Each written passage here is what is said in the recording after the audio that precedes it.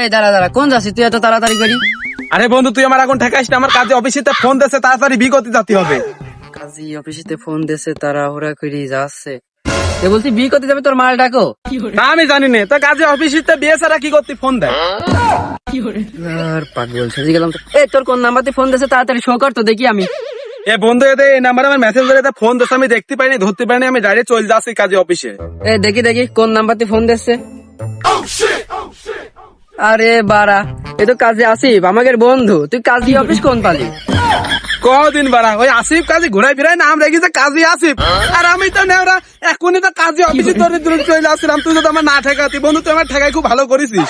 তোরই আর কি দোষ দেবো বন্ধু, 28-30 বছর বয়স হয়ে গেল, তা এখনো বিয়ে করতে পারলিনি। তুই তো চোখে শস্যের ফুল দেখবি।